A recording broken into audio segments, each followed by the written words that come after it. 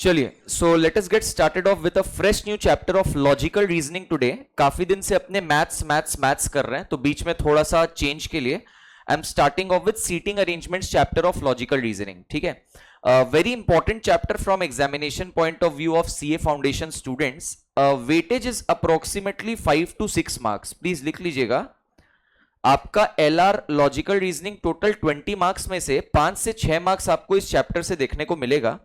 Normally ये chapter थोड़ा सा डिफिकल्ट साइड पे कंसिडर किया जाता है। अगर मैं लॉजिकल रीजनिंग के बारे में बात करूं तो लॉजिकल रीजनिंग में आपके 4 चैप्टर्स हैं, जिसमें से आपने इजी वाला चैप्टर कर लिया है एक ठो, कौन सा? Number series, coding, decoding, odd man out. एक और इजी चैप्टर है डायरेक्शन सेंसिंग, जो हम लोग अभी तक नहीं किए हैं। एंड डिफिकल्ट चैप्टर्स में आते हैं सीटिंग अरेंजमेंट्स और ब्लड रिलेशन। अगर कोई भी बच्चा लॉजिकल रीजनिंग में मार्क्स खोता है तो वो इन्हीं 2 चैप्टर में खोता है नॉर्मली, एक ब्लड रिलेशन और एक सीटिंग अरेंजमेंट्स। ठीक है, तो अच्छे से ध्यान दीजिएगा क्लास के दौरान, रश करने का जरूरत नहीं है। आज फर्स्ट क्लास है चैप्टर का, तो हम लोग एकदम आराम आराम से चलेंगे, हौले हौले, ठीक है ना, सो दैट सब लोगों को बढ़िया से समझ में आए। अच्छे से एक एक चीज पे नोट करिएगा। जो लैंग्वेज यूज हो रहा है क्वेश्चन में, लैंग्वेज बहुत जन को समझ में नहीं आता नॉर्मली इस चैप्टर के अंदर, तो please focus on the language, try to understand what the question says and उसके अकॉर्डिंग अपने क्वेश्चन भी सॉल्व करेगा आज के क्लास में। ठीक है, चलिए तो स्टार्ट करते हैं आज के क्लास को। जो ऑनलाइन स्टूडेंट्स जुड़े हैं, आप लोग प्लीज हाई लिख दीजिए मेरे को लाइव चैट में, हाय हेलो लिख दीजिए, what ever you prefer, so that I get to know who is joining the class live from home. Okay, now seating arrangements, मेरा बुक ओपन करिएगा प्लीज, लॉजिकल रीजनिंग का। सब लोग books लेके आया ना, हम मैसेज कर दिया था टेलीग्राम में। पेज नंबर बता देता हूं, page number I believe this is 54। Page number 54 open कर लीजिए सीटिंग अरेंजमेंट्स वाले चैप्टर का, एलआर वाले बुक में। नाउ यहां पे आपको मेंशन किया हुआ है पैटर्न ऑफ सीटिंग अरेंजमेंट्स। ठीक है, 2 तरीके का सीटिंग अरेंजमेंट्स अपने को प्राइमरीली स्टडी करना है। सबसे पहला होता है लीनियर अरेंजमेंट्स। लीनियर अरेंजमेंट्स का मतलब होता है, लिख लीजिए, arrangement in a straight line. Arrangement in a straight line, अगर हमको स्ट्रेट लाइन में अरेंजमेंट करना है, अगर एक स्ट्रेट लाइन में हमको अरेंजमेंट करना है तो उसको अपने लीनियर अरेंजमेंट बोलेंगे। लीनियर का मतलब स्ट्रेट लाइन। ठीक है, अच्छा, सर्कुलर अरेंजमेंट्स का मतलब अगर आपको अरेंजमेंट करना है इन अ सर्कल, अगर आपको अरेंजमेंट करना है इन अ सर्कल, मतलब सर्कुलर टेबल है सपोज, और सर्कुलर टेबल के अराउंड आपको अरेंजमेंट करना है कुछ लोगों का, तो उसको अपने सर्कुलर अरेंजमेंट बोलेंगे। ठीक है, नाउ अपने सबसे पहला टाइप ऑफ अरेंजमेंट्स के साथ स्टार्ट कर रहे हैं, दैट इज लीनियर अरेंजमेंट्स के साथ। यहां पे बहुत सारे एग्जाम्पल्स मैंने दिए हैं आपको जो कि अनसॉल्व्ड है, हम लोग 1 by 1 करके सॉल्व करेंगे। रिक्वेस्ट है मेरे साथ ही चलिएगा, फर्स्ट क्लास है, रश करने से कोई फायदा नहीं है। अगर मेरे से पहले सॉल्व कर भी लिए तो भी मेरे को तो क्लास में सुनना ही पड़ेगा, हाँ या ना, तो इससे अच्छा कि साथ साथ चलिए समझते समझते। सबसे पहले एग्जाम्पल नंबर 1 देखते हैं क्या कह रहा है। 4 children are sitting in a row. Note करके एक पॉइंट लिखिए प्लीज अपने कॉपी में। सबसे पहले लीनियर अरेंजमेंट से related, when nothing is mentioned, please write down everybody, when nothing is mentioned, assume that everybody is facing। when nothing is mentioned, मैं dictate कर रहा हूं, लिख नहीं रहा हूं, सुनिएगा प्लीज और लिखिएगा कॉपी में।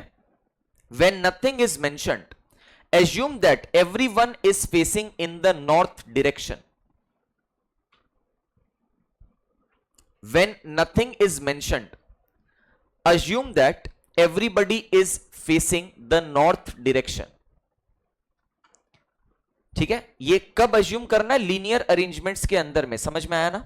इसका मतलब क्या है? सब लोग नॉर्थ डायरेक्शन तो जानता ही है, नॉर्थ डायरेक्शन मतलब ये ऊपर वाला डायरेक्शन, हाँ या ना? ठीक है, अगर कुछ भी मेंशन नहीं किया हुआ है तो हम लोग एज्यूम करते हैं सब लोग ऊपर की तरफ फेस कर रहा है। उसका रीजन क्या है सर? उसका रीजन ये है, ध्यान से सुनिए, अगर मैं एज्यूम करता हूं कि सारे लोग ऊपर की तरफ फेस कर रहे हैं, तो अगर मैं रेफर करूंगा राइट, एक पर्सन का राइट साइड, क्या होगा पर्सन का राइट साइड? अगर पर्सन ऊपर की तरफ फेस कर रहा है तो उसका राइट साइड अपना नॉर्मल राइट साइड होगा, हाँ या ना? Do you understand this? Agree disagree? वैसे ही पर्सन का लेफ्ट साइड क्या होगा? नॉर्मल लेफ्ट साइड होगा, दैट इज ये वाला। आई hope you can understand this, एकदम सिंपल सी बात है, हाँ या ना? अब एग्जाम्पल 1 में बोला है 4 children are sitting in a रो। रो का मतलब एक स्ट्रेट लाइन में वो लोग बैठा हुआ है, ठीक है। मैं यहां पे व्हाइट बोर्ड पे आ जाता हूं, मैं सॉल्विंग व्हाइट बोर्ड पे आपको दिखाऊंगा। सबसे पहला एग्जाम्पल नंबर 1 मेरे साथ साथ ऐसे बनाइएगा प्लीज। यहां पे मैं 4 स्पेसेस जनरेट कर दिया, 4 लोग एक रो में बैठे हैं, मतलब ऐसे एक स्ट्रेट लाइन में बैठे हैं। कुछ भी मेंशन नहीं किया हुआ है, तो मैं यहां पे ऊपर वाला एरो दिखा दूंगा, मतलब सब लोग नॉर्थ डायरेक्शन में फेस कर रहा है, ये दिखा दीजिएगा। उससे आप एटलीस्ट गलती नहीं करेंगे, मिस्टेक नहीं करेंगे। अच्छा, क्या बोला है, क्या कंडीशन है? A is occupying the seat next to B, मतलब ए बी के बगल में बैठा है। अब ए अगर बी के बगल में बैठा है, मतलब ये दोनों साथ साथ बैठे हैं। अब ए बी के बगल में बैठा है लेफ्ट साइड में, नहीं पता। ए बी के बगल में बैठा है राइट साइड में, नहीं पता। कुछ नहीं पता है ना, कोई दिक्कत नहीं है। आगे, but not next to C, मतलब ए अपना सी के बगल में नहीं बैठेगा, ठीक है। ए अपना सी के बगल में नहीं बैठेगा। अच्छा, अब यहां पे एक काम करते हैं, मैं एक रफ स्केच बनाता हूं स्टूडेंट्स। आप एक बात बताओ, ए एंड बी को एक साथ बैठाने का है, हाँ या ना? तो मैं ए एंड बी को ऐसे बैठा सकता हूं एक साथ, ठीक है। एक साथ मैंने ए एंड बी को ऐसे बैठा दिया, या तो मैं क्या कर सकता हूं, या तो मैं ए एंड बी को एक साथ ऐसे बैठा सकता हूं। आई होप यू गेट दैट, हाँ या ना? एक बार प्लीज बताइएगा मेरे को, क्लियर है ना ये? एक्चुअली मैं फाइनल अरेंजमेंट अभी लिख नहीं रहा जब तक मेरा खुद का फाइनल नहीं हो जाता। अभी 2 पॉसिबिलिटीज जनरेट हो रहा है, तो मैं नीचे इवेलुएट कर रहा हूं। अब क्या बोला था? A is occupying seat next to B taken care of, but not next to C, मतलब ए सी के बगल में नहीं बैठ सकता। तो मैं यहां पे लिख देता हूं दैट ए सी के बगल में नहीं बैठ सकता। ए सी के बगल में नहीं बैठ सकता, मतलब यहां पे सी नहीं आ सकता, ठीक है। एंड यहां पे जस्ट सी आ जाए बगल में, ऐसा नहीं हो सकता। I hope that is okay, ठीक है। What else? अच्छा, but not next to C, that is taken care of. C is not sitting next to D, C is not sitting next to D.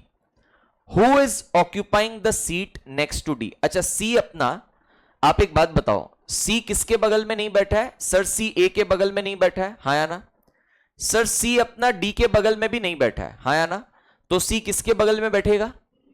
हाँ, अच्छा, correct. तो क्योंकि 4 ही लोग हैं, ABCD 4 ही लोग हैं। सी देख लो, ए के बगल में नहीं बैठ रहा है, और अपने को अभी जस्ट बोला गया ना सी किसके बगल में नहीं बैठेगा? आपको बोला गया सी सर डी के बगल में भी नहीं बैठेगा। तो सी अपना डी के बगल में नहीं बैठ रहा है, सी अपना ए के बगल में नहीं बैठ रहा है, तो बी के बगल में बैठाना पड़ेगा। तो यहां पे मैं बैठा देता हूं सी को बी के बगल में, और यहां पे बी के बगल में सी को बैठा देता हूं। Am I clear? कोई टेंशन नहीं है। किसको बैठाना बाकी है बताओ? डी फॉर दिल्ली को बैठाना बाकी है। सर डी फॉर दिल्ली को अपने कहां पे बैठाएंगे? ये तीनों जन तो एक साथ बैठा है ना, ये तीनों जन तो एक साथ बैठा है, ये तीनों जन भी यहां पे एक साथ बैठा है, ठीक है। डी अपना सी के बगल में तो नहीं बैठ सकता ना, अभी जस्ट बताया गया था। तो डी को कहां पे बैठाएंगे? ए के बगल में। I hope I am clear with the scenario. तो यहां पे 2 पॉसिबल अरेंजमेंट्स हो रहा है, ठीक है। अच्छा, मेरा क्वेश्चन क्या है? Sir who is occupying the seat next to D? आपको दोनों केसेस देखना पड़ेगा, दोनों पॉसिबिलिटीज जो आपने बनाई है।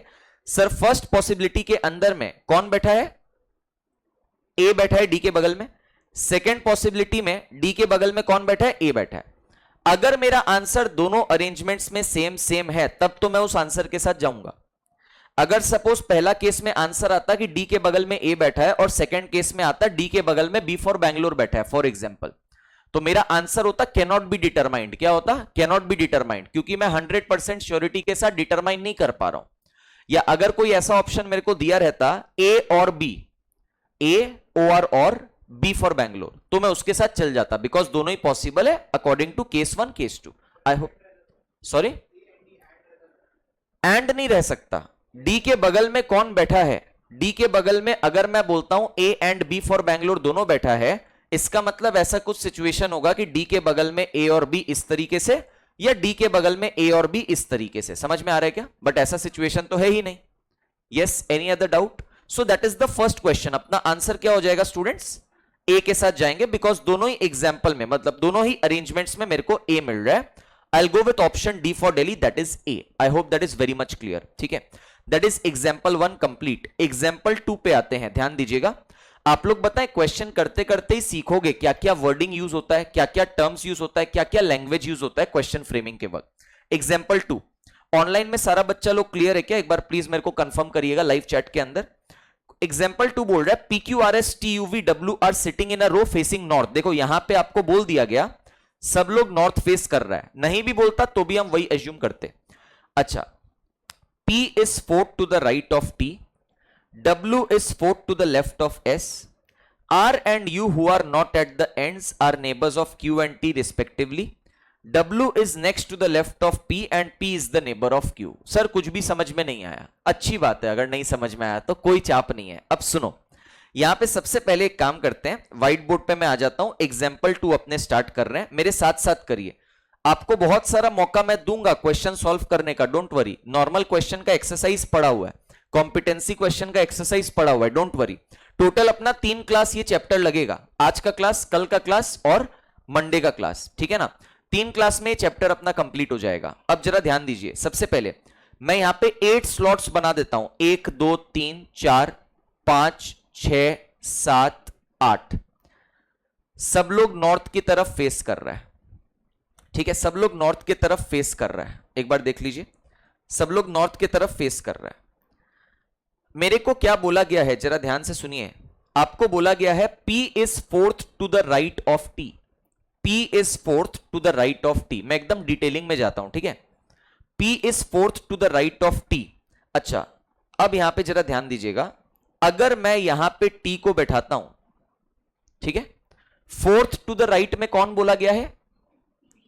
P for पौंडीचेरी, ठीक है?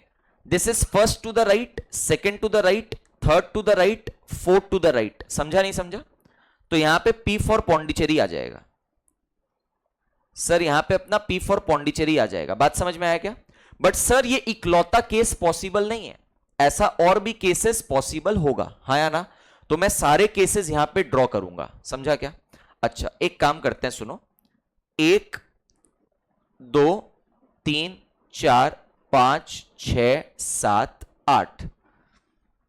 सर अगर हम लोग यहां पे T को डालते तो first to the right, second to the right, third to the right, fourth to the right, P अपना यहां पे होता। Are you understanding? There will be 2 more cases if you can visualise, हाँ या ना? 2 और केसेस होगा, बनाओ, थोड़ा मेहनत करना पड़ेगा, you have to work hard, ठीक है? चलो, 1 2 3 4 5 6 7 8।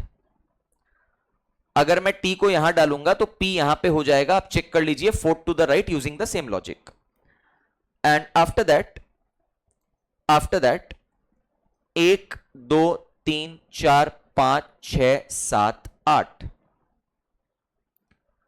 अगर T को यहां डाले तो P को अपने को यहां पे डालना पड़ेगा। There are 4 cases possible.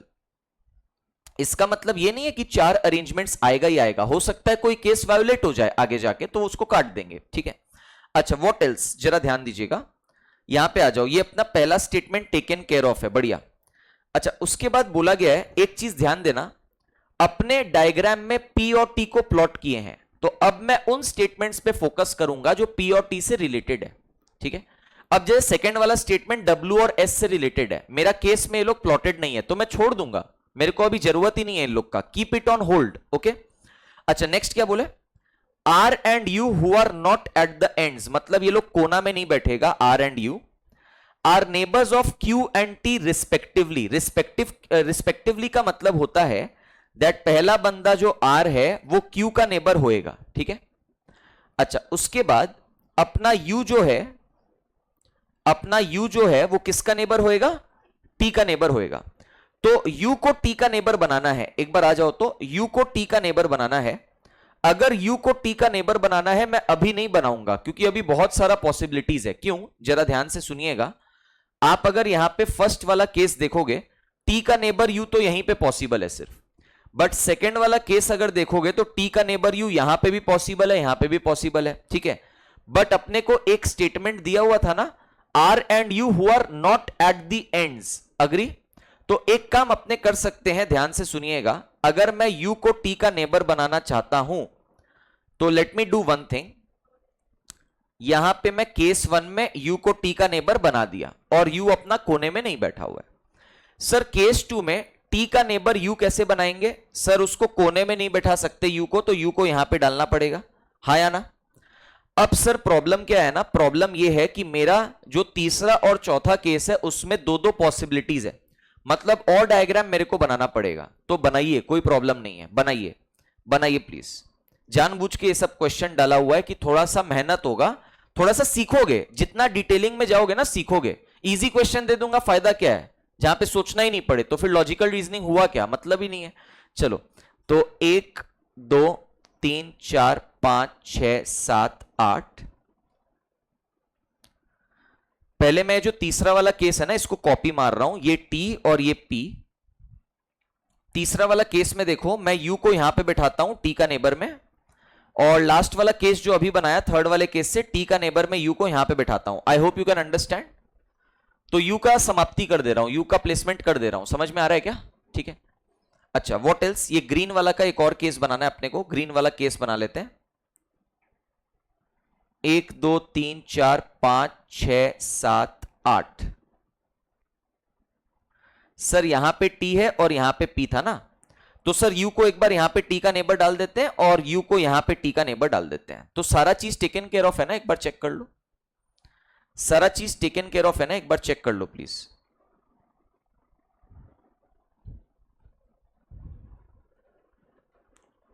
Is this clear? ठीक है।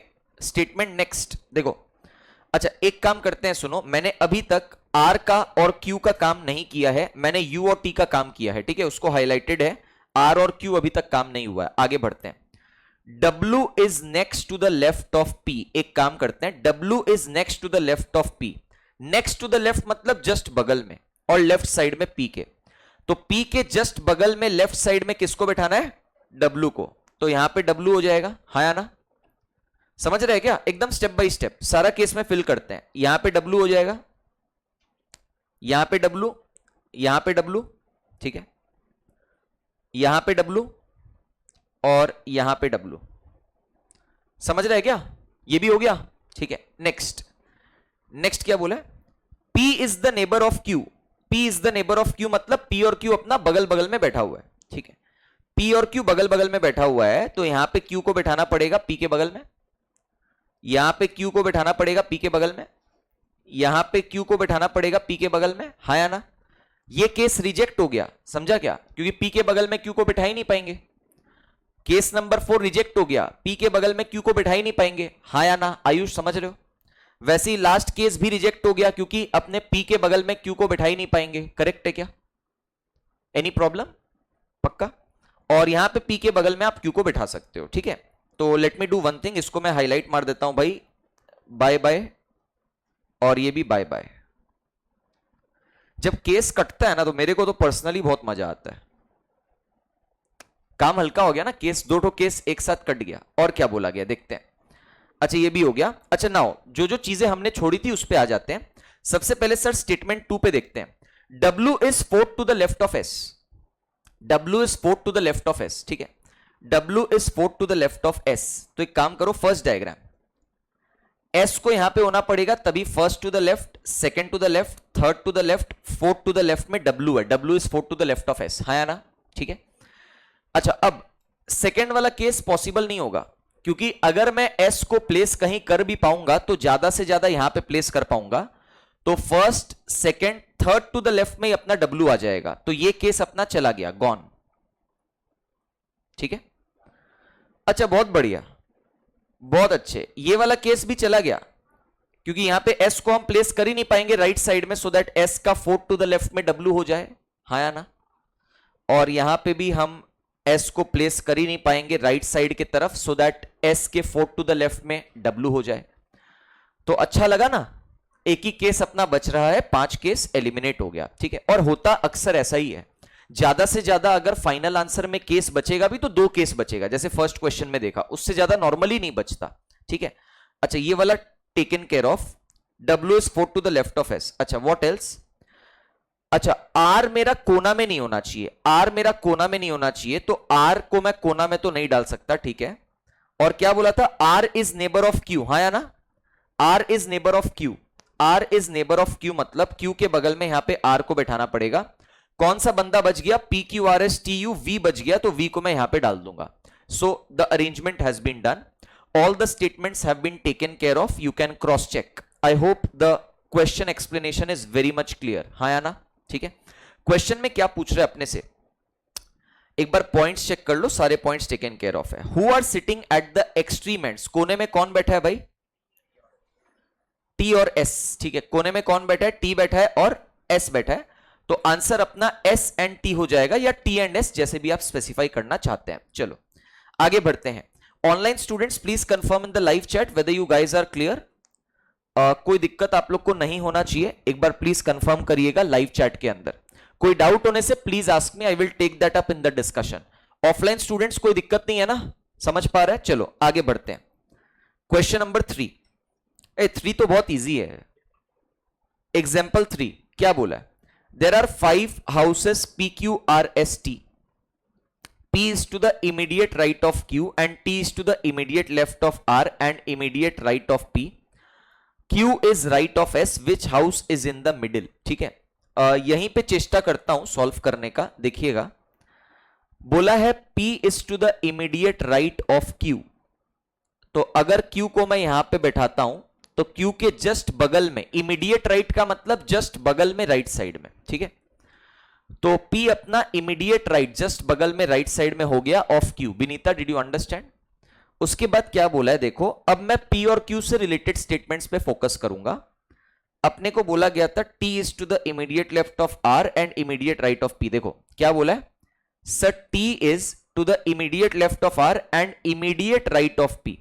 मतलब T फॉर टॉम, ये P के इमीडिएट राइट में है, मतलब जस्ट बगल में राइट साइड में है. समझ में आ रहा है क्या? ठीक है.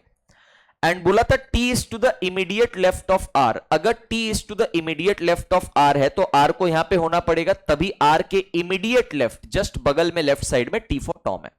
ठीक है, बोला Q is to the right of S. अब जरा ध्यान से सुन लीजिएगा बात. Q is to the right of S का मतलब ये नहीं होता है कि immediate right of S. Am I clear? ठीक है, बोला है बस Q is to the right of S, मतलब S के राइट साइड में कहीं ना कहीं अपना Q रहेगा. तो S को तो यहां पे मजबूरन होना ही पड़ेगा, तभी तो S के राइट साइड में कौन आएगा? Q आएगा. तो यहां पे कोइंसिडेंटली S के इमीडिएट राइट में Q हो गया है. समझ में आया क्या? अच्छा, जबकि Q अपने को क्या बोला था? Right of S. Immediate right of S नहीं बोला था, बट यहां पे कोइंसिडेंटली वो हो गया है. समझ में आ रहा है?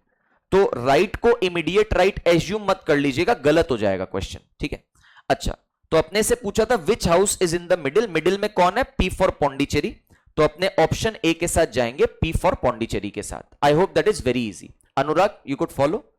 चलिए आगे बढ़ते हैं स्टूडेंट्स अगले सवाल के ऊपर में. क्वेश्चन नंबर 4, एग्जाम्पल नंबर 4 देखिएगा प्लीज. एग्जाम्पल 4 क्या कहता है? 5 friends are sitting on a bench. A is to the immediate left of B but on the immediate right of C. D is to the immediate right of B but on the immediate left of E. Who are at the extremes? Very easy question. Let's try to analyze this. सबसे पहले यहां पे B for Bangalore बनाता हूं.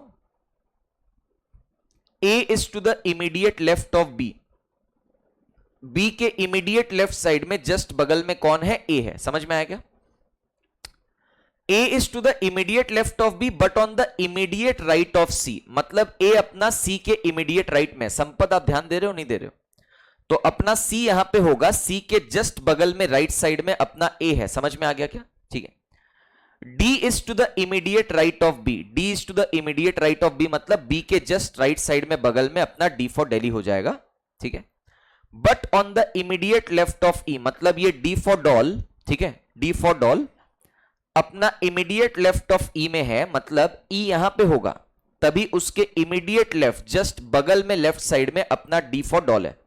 समझ में आ गया क्या? क्वेश्चन पूछा है who are at the extremes. कोने में कौन कौन बैठा है? सी और ई के साथ जाएंगे. Option C for Calcutta. I hope you can get a hang of this, how to solve questions on seating arrangements. We will be coming across different types of statements while solving the questions. तो वहां से आपको धीरे धीरे idea लगते जाएगा. समझ में आया ना? जैसे एक्सट्रीम एंड्स का मतलब कोने में, राइट और इमीडिएट राइट का मतलब सेम नहीं होता, वैसे ही लेफ्ट और इमीडिएट लेफ्ट का मतलब सेम नहीं होता। थोड़ी देर पहले एक स्टेटमेंट देखे थे, फोर्थ टू द राइट या फोर्थ टू द लेफ्ट, उस टाइप का स्टेटमेंट्स का मीनिंग क्या होता है, and so on and so fourth. चलिए आगे बढ़ते हैं अगला सवाल पे। Example 5, please solve 5 and 6 everybody. 4 मैंने करवा दिए, तो अब आप एक गुड पोजिशन पे हैं कि आप 5 और 6 एटलीस्ट ट्राई कर पाए। Please try 5 and 6 everybody. Online students also, you also try please, and in the live chat मेरे को आंसर दीजिए आंसर ऑप्शन आने से 5 और 6 का।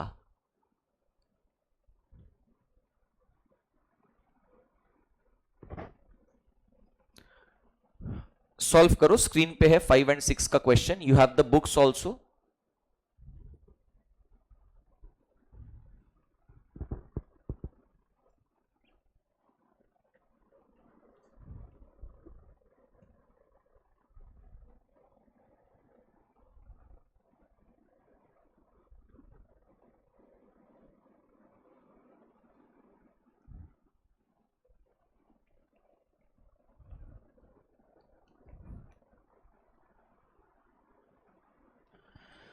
Everybody please solve. अच्छा, नैतिक का आंसर आ गया ऑनलाइन में 5 के लिए। 6 भी सॉल्व करिए प्लीज। आ गया? 5 का क्या आ रहा है? अच्छा देख लेते हैं। नैतिक का 6 का भी आंसर आ गया, ठीक है। सृजिता का भी आ गया 5 का आंसर। 5 हो गया, 6 करो। 5 हो गया, 6 करिए प्लीज। दोनों एक साथ लेंगे।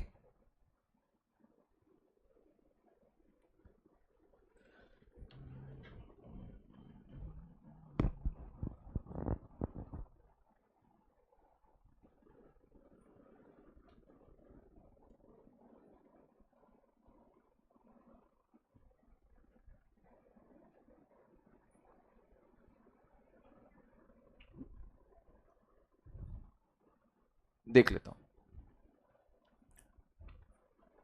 How many of you have done question number 5 completed? 5 काफी जन का हो गया, देखते हैं। और 6 कितना लोग का हो गया है? 6 भी काफी लोग का हो गया। Let's check. In a college party 5 girls are sitting in a रो।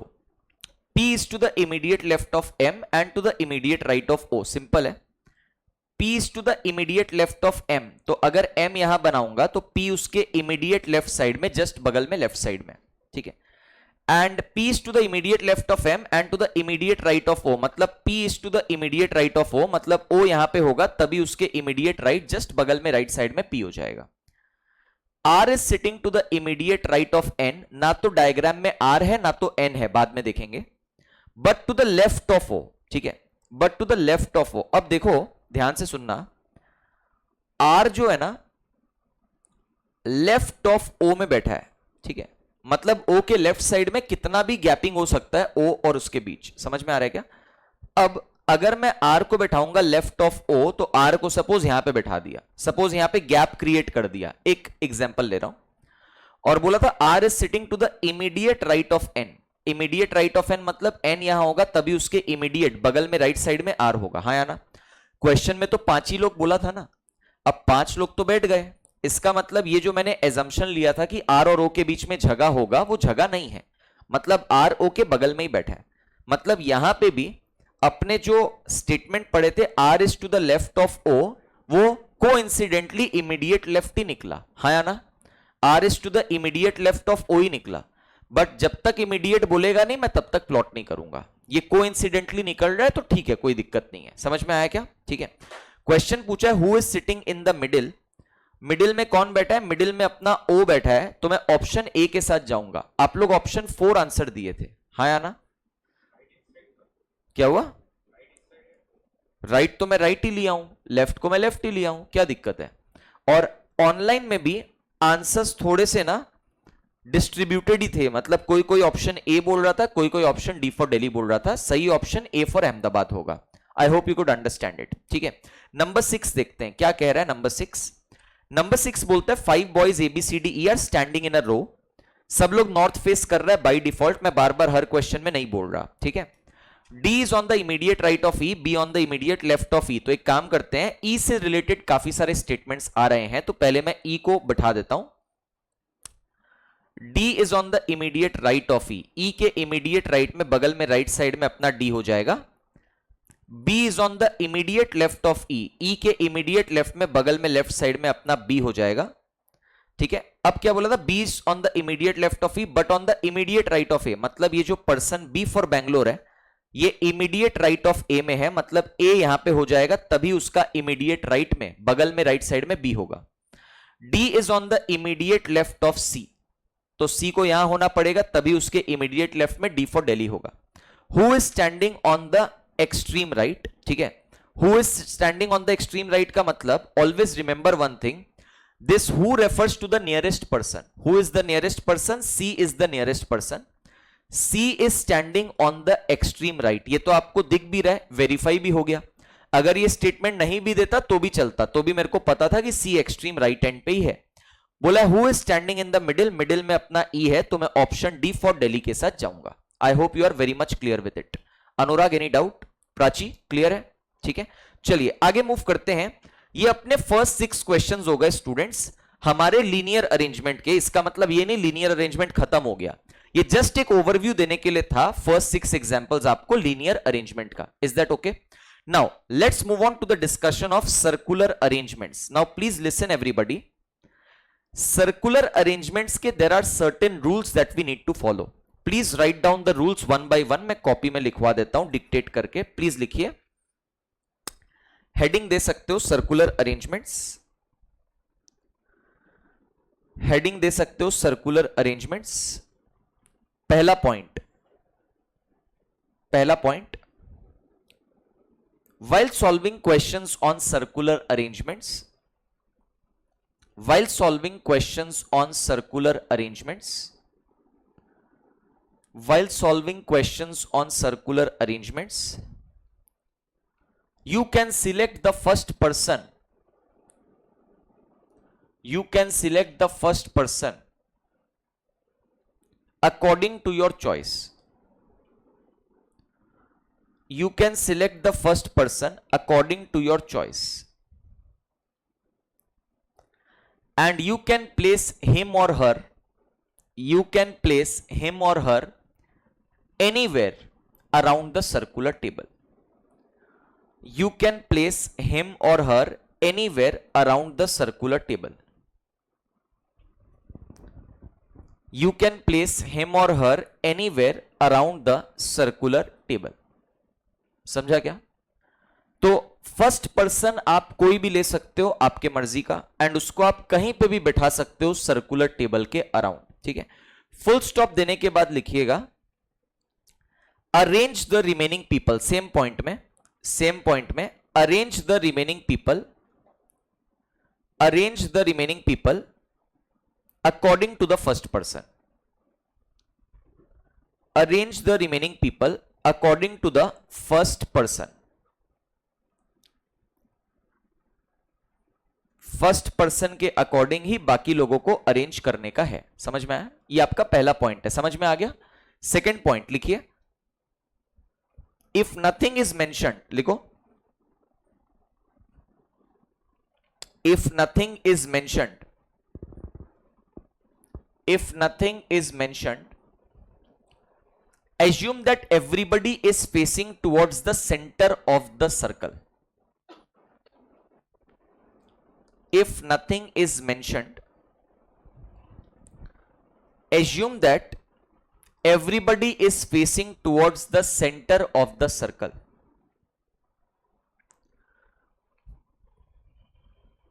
इसका मतलब ये हो गया, सपोज कुछ भी नहीं बोला है तो अपने एज्यूम करेंगे सब लोग सेंटर के तरफ ही देख रहा है, क्योंकि दो पॉसिबिलिटी होता है, या तो पर्सन सेंटर के तरफ देखता है या तो बाहर की तरफ भी देख सकता है। ठीक है, अच्छा, तो whenever nothing is mentioned, assume that everybody is facing towards the center of the table.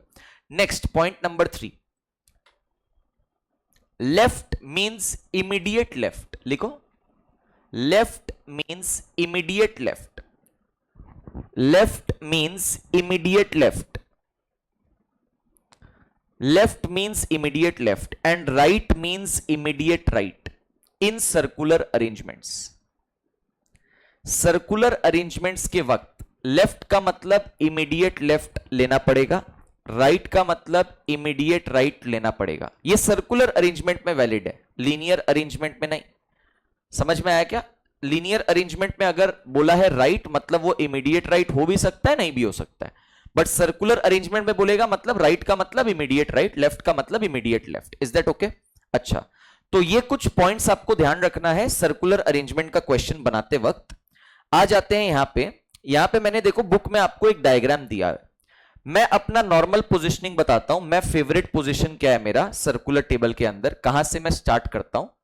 मैं हमेशा बॉटम मोस्ट पोजीशन से ही स्टार्ट करता हूं पर्सन को बिठाने का, क्योंकि अपने को एज्यूम ये करके चलना होता है कि सब लोग सेंटर की तरफ देख रहे हैं, तो सब लोग तो चलो सेंटर की तरफ देख रहा है, ये मैंने एज्यूम कर दिया। सपोज कुछ बोला हुआ नहीं था, मैंने एज्यूम कर लिया सब लोग सेंटर की तरफ देख रहे हैं।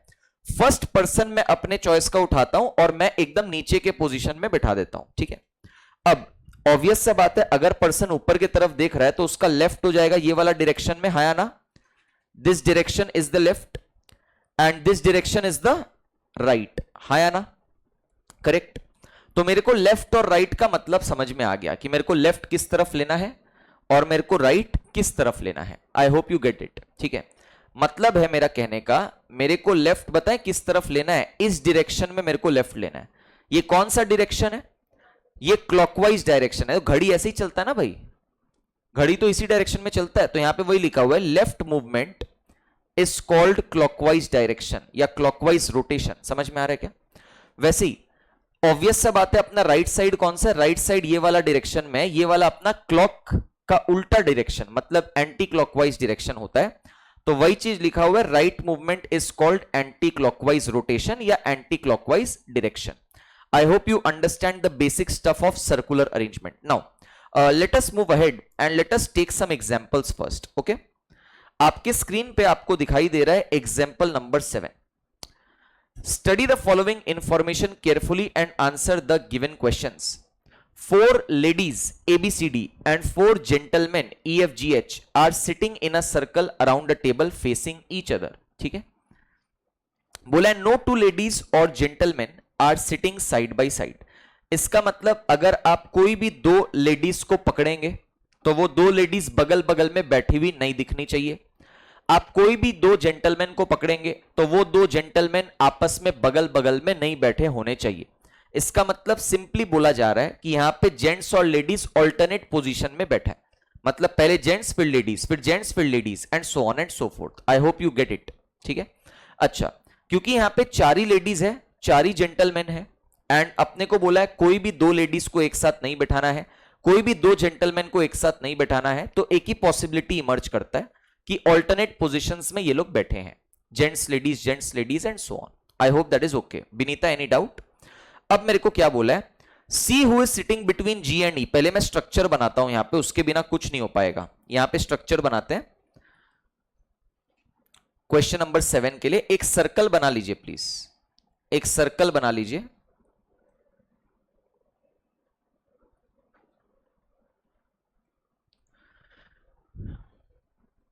अरे मैं तो ज्योमेट्री पढ़ाता हूं ना बच्चों को, तो मेरा तो प्रैक्टिस है, फ्री हैंड भी अच्छा सर्कल बनता है, समझे ना। तो सर्कल यहां पे बना लो। कंपास से बनाने का जरूरत नहीं है। जो लोग, बहुत सारे स्टूडेंट्स लोग को रहता है कि मेरा कॉपी में नामो निशान नहीं होना चाहिए, एकदम कॉपी साफ सुथरा। उतना भी साफ सुथरा नहीं रखना है कि अभी आप कंपास निकाल के सर्कल बनाए। कोई कंपास लाया है क्या बाई चांस? नहीं लाया ना? लाए हो कंपास, सही है। अच्छा, यहां पे देखो प्लेसमेंट कैसे होगा चेयर्स का, 1 2 3 4। मैं देखो प्लेसमेंट कैसे कर रहा हूं, आमने सामने वाला प्लेसमेंट कर रहा हूं, ऊपर नीचे दाएं बाएं। एक जन यहां पे, एक जन यहां पे, एक जन यहां पे और एक जन यहां पे। 8 जन मैंने बना दिए यहां पे, 8 चेयर्स बना दी मैंने, ठीक है।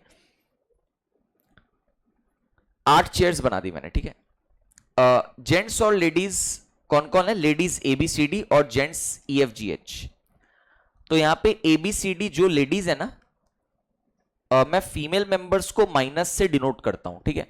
अब इसमें कोई मेरा जेंडर बायस नहीं है, ये मैं पहले ही साफ कर दूं आप लोग के सामने, एकदम क्लियरेंस दे देता हूं। There is no gender bias. When I will teach you blood relations chapter ना, तो वहां पे there is a convention that is followed कि फीमेल मेंबर्स को माइनस और मेल मेंबर को प्लस। ये हम कन्वेंशन नहीं बनाया, ये कन्वेंशन हर साल चले आ रहा है, ठीक है, मतलब सालों भर साल चले आ रहा है। तो जस्ट एक पॉइंट मेंशन करना था कि कोई जेंडर बायसनेस नहीं है कि हम मेल है तो मेल को प्लस, ऐसा कुछ नहीं है भाई, ठीक है। EFGH अपना जेंटलमैन है तो अपने इसको प्लस डिनोट कर देते हैं। What else? अच्छा, अपने को ये पता है कि जेंट्स लेडीज ऐसे करके बैठेंगे ये लोग। कुछ बोला है क्या? बोला गया था कि ये लोग एक दूसरे को फेस कर रहे हैं, they are facing each other, all the people are facing each other. तो अगर all the people are facing each other तो अपने मान करके चलेंगे दैट सब लोग नॉर्मली सेंटर के तरफ ही देख रहा होगा, मतलब ये भी अंदर के तरफ देख रहा है, ये भी अंदर के तरफ देख रहा है, ये भी अंदर के तरफ देख रहा है, ये भी अंदर के तरफ। ये एरो मैं बना देता हूं क्लैरिटी के लिए, ठीक है ना। तो सब लोग आमने सामने बैठा हुआ है, एक दूसरे को देख रहा है, सब लोग सेंटर ऑफ द टेबल की तरफ देख रहा है। आई hope that is clear Prachi, ठीक है। अब सपोज हम यहां बैठा है और यहां पे शुभो बैठ गया, तो हम लोग आपस में एक दूसरे को देख रहे हैं ना। अब हम अगर शुभो से नाराज हो गया और हम बाहर की तरफ देखने लगा, तब तो गलत है ना, क्योंकि सब लोग एक दूसरे को देख रहे हैं, यहां पे नाराज नहीं है, ठीक है। चलिए, तो ये अपना एग्जाम्पल है जस्ट समझने के लिए। चलो जोक्स अपार्ट, क्वेश्चन पे आते हैं वापस। अच्छा, now first point is taken care of, ये दिमाग में रखना है अपने को। C who is sitting between G and E is facing D. F is between D and A and facing G. H is to the right of B. ठीक है। अच्छा, बोला C who is sitting between G and E is facing D. अच्छा, C के साथ start करते हैं। Suppose मैं बना देता हूं C को यहां पे, फर्स्ट पर्सन मेरा C होगा, फर्स्ट पर्सन मेरा C होगा, बॉटम मोस्ट पोजीशन में लगा दिया। C अपना फीमेल है, तो इससे मेरे को एटलीस्ट इतना पता चल गया, C अगर फीमेल है तो इसके बगल में यहां पे मेल होगा, फिर फीमेल, फिर मेल, फिर फीमेल, मेल, फीमेल, और यहां पे भी मेल होगा। समझ में आ रहा है क्या? अब क्वेश्चन में बोला गया है, यही चीज मेरे को पसंद नहीं एक्चुअली, और वही बोल दिया है। बोला C who is sitting between G and E। अब भाई तुमको ये तो बता दिया G और E के बीच में बैठा है, ठीक है। अब अगर G और E के बीच में बैठा है तो अब तो दो पॉसिबिलिटी हो गया ना। मेरे पास तो एक जगह नहीं है बगल में कि मैं बगल में सर्कल बनाऊं, और मैं यहां पे नहीं बनाऊंगा सर्कल दोबारा। मतलब C is sitting between, क्या बोला, G and E ना, तो G could be here, E could be here, है ना, उसके बीच में C बैठा है। या it could be like this also, E यहां पे, G यहां पे, आई डोंट नो, ठीक है। मैं एक सिनेरियो को एक बार लेकर के चलता हूं, देखता हूं वो सिनेरियो फिट बैठ रहा है क्या, फिर दूसरा सिनेरियो पे काम करूंगा, ठीक है। बस ये याद रखना, I am just exploring one case out of the two cases now. यहां पे मैं G को डाल देता हूं, यहां पे मैं E को डाल देता हूं, तो C is sitting between G and E। समझ में आया क्या? ठीक है। दूसरा पॉसिबिलिटी भी है, E एंड G, उसको बाद में लेंगे, ठीक है। पहले अगर ये रिजेक्ट हो जाए तो अच्छा हो जाएगा, देखते हैं। अच्छा, C who is sitting between G and E is facing D, मतलब C किसको फेस कर रहा है? D को। C किसको फेस कर रहा है? D को, ठीक है। आप साइन भी देखते रहिएगा, मतलब देखो C female D female match कर रहा है ना, और G और E अपना मेल था वो भी मैच कर रहा है, उसमें कुछ गड़बड़ी नहीं होना चाहिए। Next F is between D and A and facing G, मतलब F अपना G को फेस करेगा, F अपना G को फेस करेगा, तो G के आमने सामने यहां पे F, ठीक है। समझा क्या? और F किसके बीच में बैठा है? D एंड A, तो D तो यहां पे बैठा हुआ है, तो A को यहां पे होना पड़ेगा। एक बार जेंडर चेक कर लीजिएगा, F अपना प्लस ही था ना, A अपना माइनस ही था। अभी तक तो ये सही चल रहा है भाई, इसमें कोई प्रॉब्लम नहीं बैठा। What else?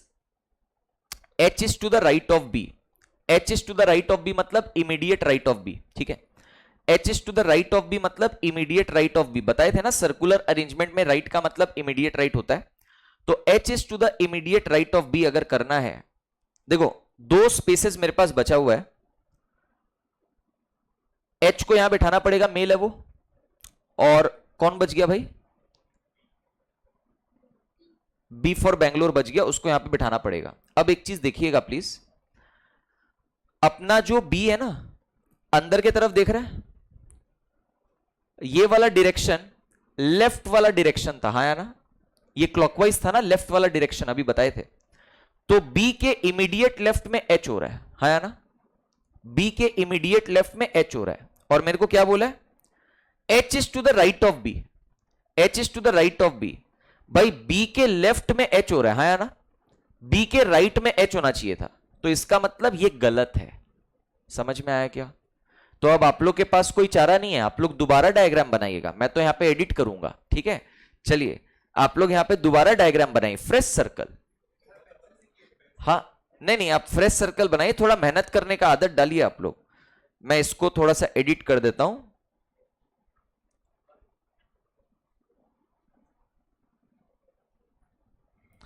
अच्छा यहां पे जी और ई था, so I will take E and G now. मतलब यहां पे ई लूंगा और यहां पे जी लूंगा। आई होप यू गेट इट, एकदम सिंपल एनालिसिस है, ठीक है? समझ में आ रहा है? ठीक है, तो एक बार आ जाते हैं स्टार्टिंग से। सबसे पहले C who is sitting between G and E, ये हो गया, इज फेसिंग डी, मतलब C is facing D. C is facing D मतलब डी अपना ऊपर ही बैठने वाला है, ठीक है? ये हो गया। Next, F is between D and A and facing G, मतलब एफ अपना जी को फेस कर रहा है, तो जी को फेस अपना यहां पे एफ करेगा। F is between D and A, तो ए यहां पे हो जाएगा, तभी डी और ए के बीच में अपना एफ हो रहा है, हाँ या ना? ठीक है, अब अपने को अगेन वही दो जन बच गए हैं, कौन? बी और एच बच गया है। बी तो अपना माइनस में होगा और एच अपना प्लस में होगा। अब आप देख सकते हो बी अंदर की तरफ देख रहा है, तो ये वाला डायरेक्शन क्या हो जाएगा? ये तो एंटी क्लॉकवाइज डायरेक्शन हो जाएगा, मतलब ये कौन सा हो गया? राइट हो गया। तो बी के इमीडिएट राइट में अपना एच बैठ रहा है, जो कि कंडीशन के साथ अपना वैलिडेट हो गया है, ठीक है? प्रीवियस वाला कंडीशन वायोलेट हो गया था, प्रीवियस वाला जो केस बनाए थे दैट गॉट वायोलेटेड, यहां पे अपना केस वैलिडेट हो गया, कोई दिक्कत नहीं है। अच्छा अब क्या करेंगे? बाकी सारा चीज तो टेकन केयर ऑफ है, वेरी गुड। क्वेश्चंस को आंसर करते हैं। There are 3 questions related to this. सबसे पहले, who is sitting to the left of A? Who is sitting to the left of A? भाई ए का लेफ्ट साइड में कौन बैठा हुआ है? लेफ्ट साइड मतलब ये क्लॉकवाइज डायरेक्शन, ए का लेफ्ट साइड में एफ बैठा हुआ है, तो अपने एफ के साथ जाएंगे यहां पे, ऑप्शन बी फॉर बेंगलोर के साथ। ई इज फेसिंग हुम, मतलब ई के सामने कौन है? ई के सामने सर एच है, आप देख पा रहे हो यहां पे ई के सामने एच है, तो मैं एच के साथ जाऊंगा, एच के साथ, ऑप्शन डी फॉर दिल्ली के साथ, ठीक है? Who is the immediate neighbour of B, मतलब बी के बगल बगल में कौन है? सर बी के बगल बगल में एक तो एच है और एक जी है, ठीक है? एच और जी है, ठीक है? तो अपने एच और जी के साथ जाएंगे, दैट इज ऑप्शन ए। समझ में आया क्या? So that's a great data set on circular arrangement, अच्छा था क्वेश्चन। चलिए next, next question number 8, please try this, please try this, question number 8।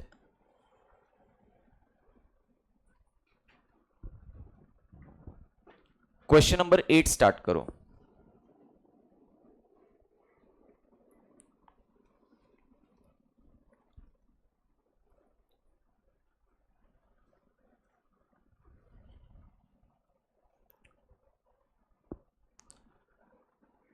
यही है ना क्वेश्चन नंबर 8? हाँ, select the correct option from the options given below. पहले आप question number 8 screen पे देखिए।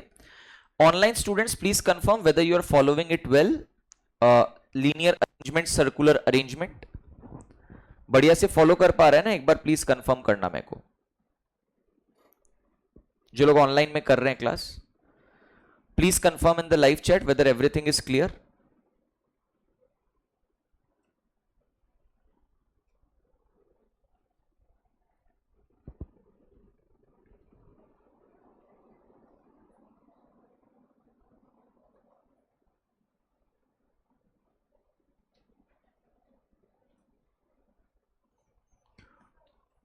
हो गया क्या? अच्छा, हाँ नहीं मेंशन्ड है,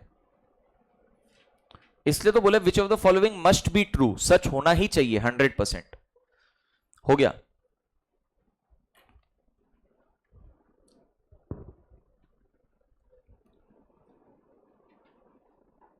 ऑनलाइन में भी क्लियर चल रहा है सब लोग, सृजिता, नैतिक, Riddhi and the rest of the students also. या कितना लोग का हो गया ये? हाथ उठाइए, काफी लोग का हो गया। चलिए देखते हैं। 5 people A B C D E are seated around a circular table. Every chair is spaced equidistant from adjacent chairs. मतलब सारी चेयर्स के बीच में गैप सेम सेम है, वैसा बोल रहा है। C is seated next to A.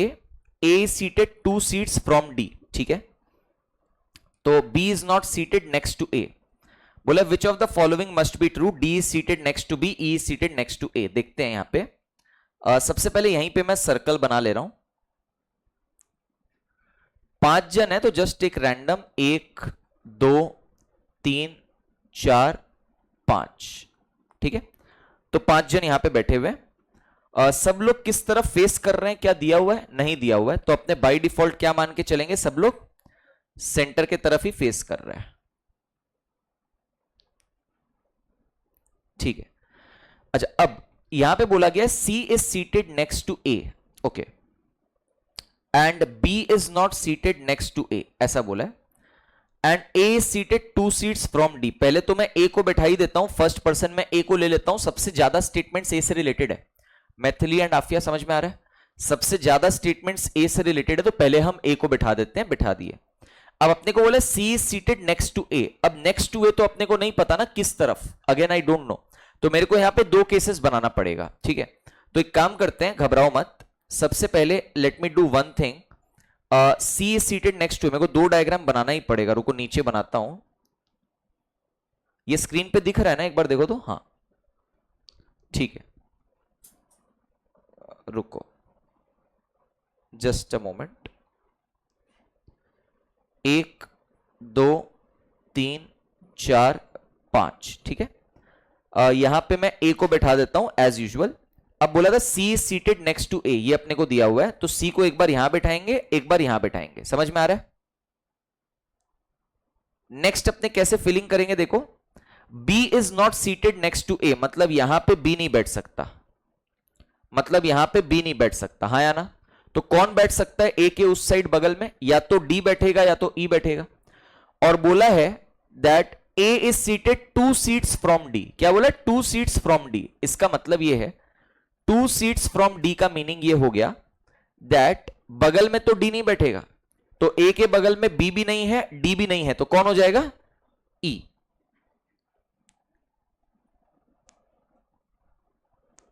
I hope you are getting it right, ठीक है. नाउ अपने को अब बोला गया है that B is not seated next to A, that is taken care of. Now A is seated 2 seats from D, okay, तो इसका मतलब मैं D को कहां पे प्लेस करूं, बता सकते हो, C के बगल में, मतलब यहां पे बोल रहे हो क्या, यहां पे प्लेस करने से D से A का दूरी तो 2 सीट्स का ही होगा, 1 सीट एंड 1 सीट, हाँ या ना, ठीक है. अच्छा, और एक चीज बताता हूं, ध्यान से सुनिए. अगर हम सपोज यहां पे प्लेस करते हैं तो भी 1 सीट और 2 सीट का ही तो दूरी होगा ना D और A के बीच में, तो कहीं पे भी D का प्लेसमेंट हो सकता है. Am I clear?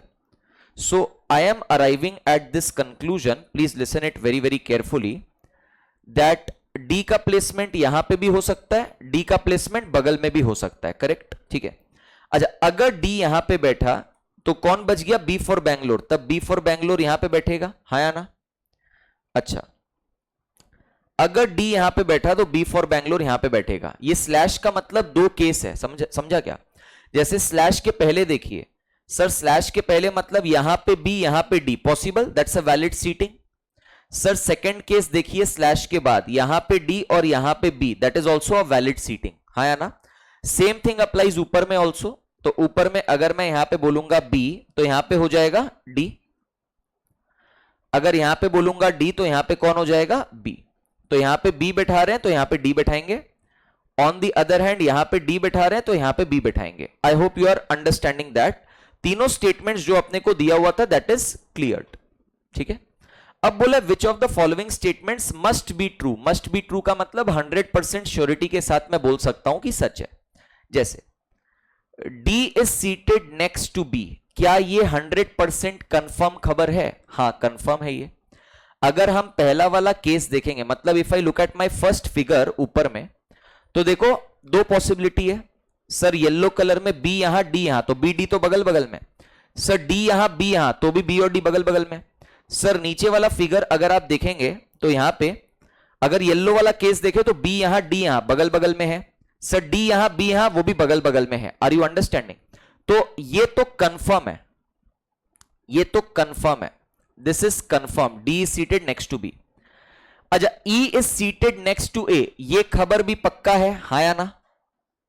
ये तो ऑलरेडी आपको दोनों डायग्राम में दिख रहा है, ई अपना ए के बगल में बैठा है। So both the statements, select the correct option from the options given below. अपने बोलेंगे बोथ 1 एंड 2, ऑप्शन सी के साथ जाएंगे। दोनों स्टेटमेंट्स जो अपने को दिया हुआ था दोनों ही ट्रू होगा 100%। I hope you are clear with the discussion. Please try this question, question number 9। This is a good question, I believe 5 questions are there related to example 9। Please start this off, एकदम आराम से ठंडे दिमाग से करना, ठंडे दिमाग से करिएगा। हो गया क्या? पहले सॉल्व करके बैठा है।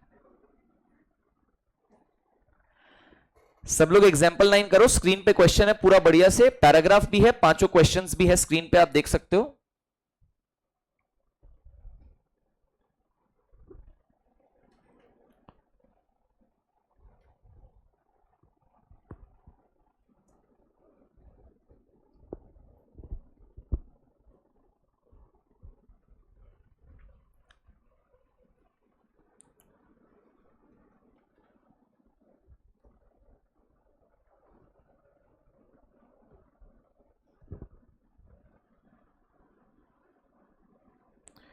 नैतिक का आंसर आ गया 9 के लिए ऑनलाइन में, 4 क्वेश्चन का आंसर नहीं, 5 का आ गया, मस्त है।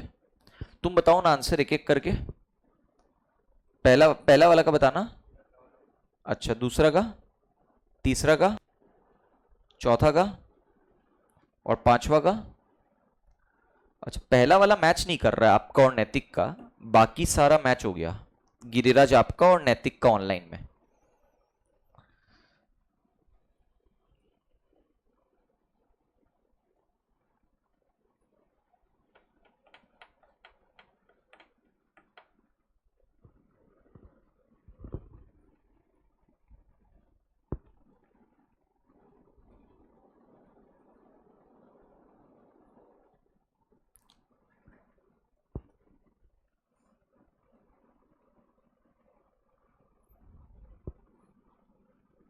दिशा आपको समझ में आ रहा है सारा?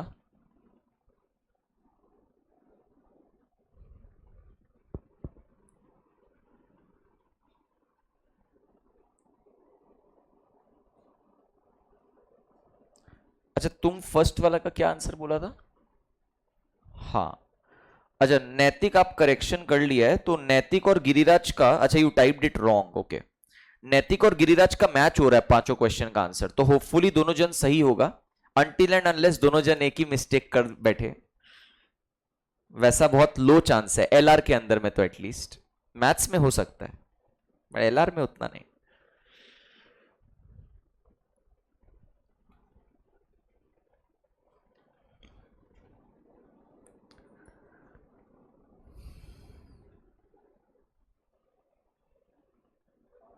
अंशिका का भी आंसर आ गया 1 का, मतलब फर्स्ट वाला का।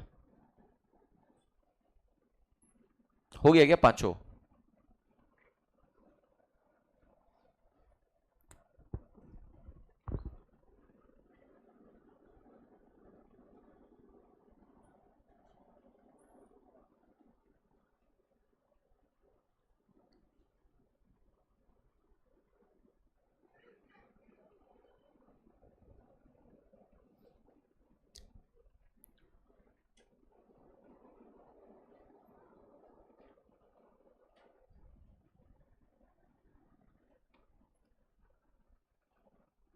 कितना लोग का हो गया पांचों क्वेश्चंस? हाथ उठाइए। 2 3 जन का हुआ है ऑफलाइन में, ठीक है। हम भी इतने स्ट्रक्चर बना लेते हैं। नीचे जगह है क्या? हाँ, नीचे जगह, नीचे ही बना लेते हैं। कितना केस बन रहा है जो लोग बनाए? एक ही केस है या मल्टीपल केस है? एक ही केस है क्या?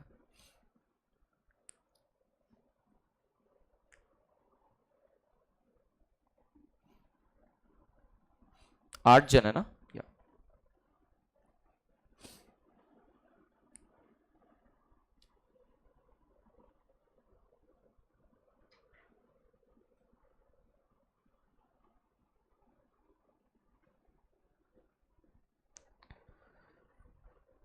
8 friends ABCDEFGH sitting in a circle facing the center, it's mentioned not necessarily in the same order, इसका मतलब पहले ए फिर बी फिर सी फिर डी, वैसा नहीं है, सीक्वेंस ऊपर नीचे हो सकता है, ठीक है।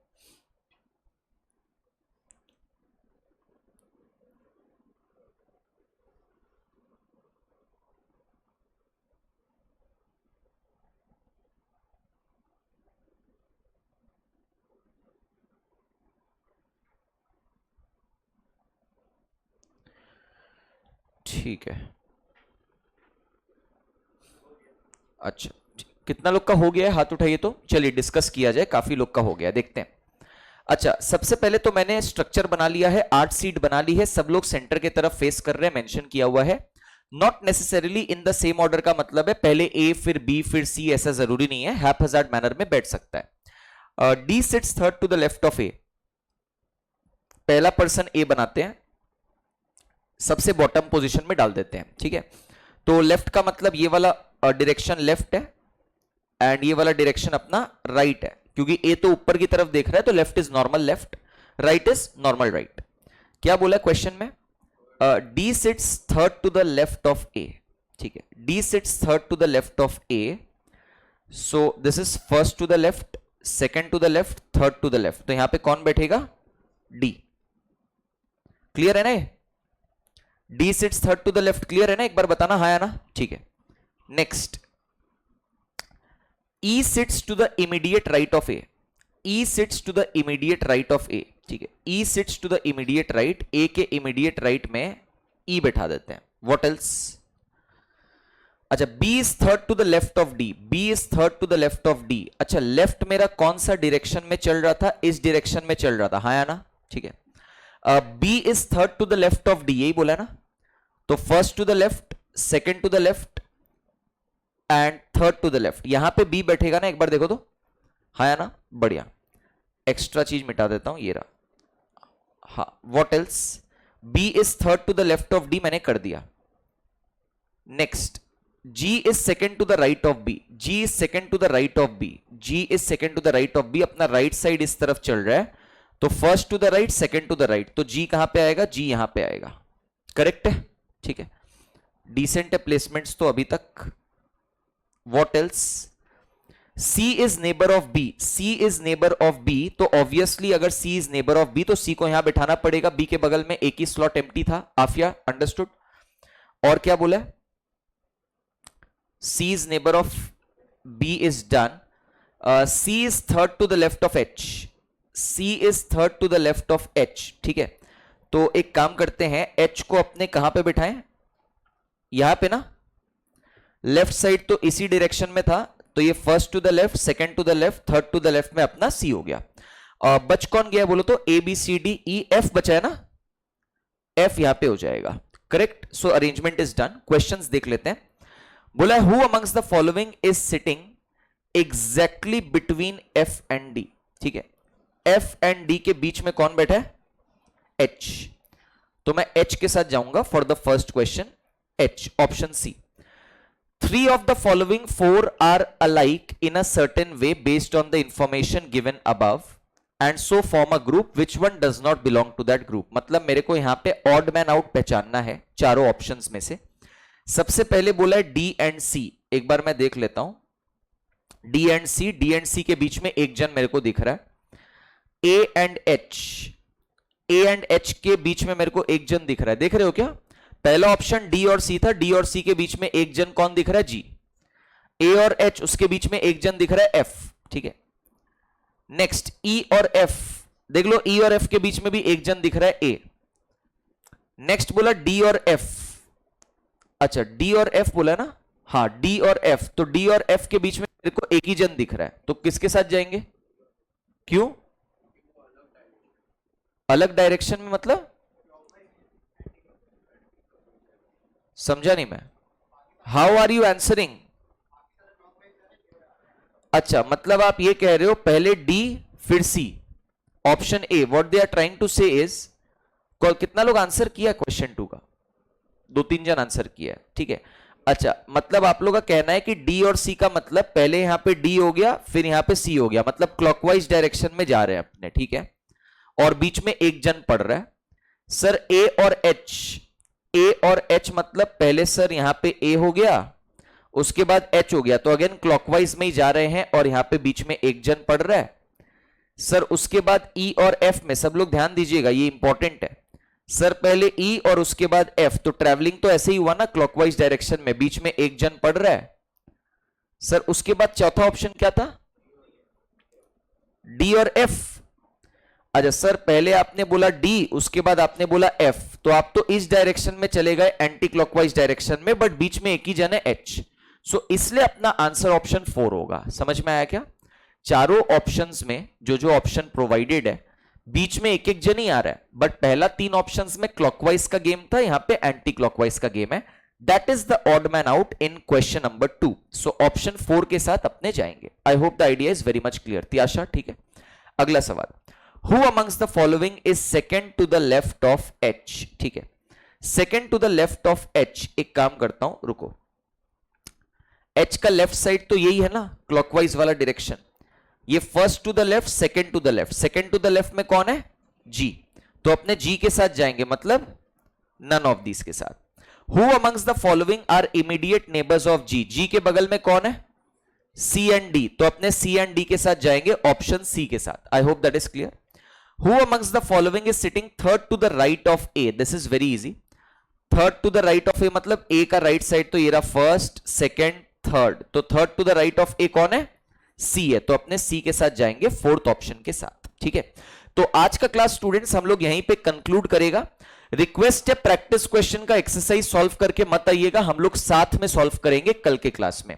जैसे मैंने कहा सीटिंग अरेंजमेंट्स का पहला क्लास था इंट्रोडक्टरी क्लास, थोड़ा सा छोटा ही रखा हूं, एंड सारे के सारे अनसॉल्व्ड एग्जांपल्स हम लोग डिस्कस किए, उससे अपने को एक ओवरव्यू मिला लीनियर एंड सर्कुलर अरेंजमेंट्स का। अब कल के क्लास में हम लोग प्रैक्टिस क्वेश्चन का पूरा एक्सरसाइज करेंगे एंड फिर मंडे को अपने कॉम्पिटेंसी क्वेश्चन का पूरा एक्सरसाइज करेंगे और कंप्लीट करेंगे चैप्टर को। चलिए, thank you so much everybody, thank you.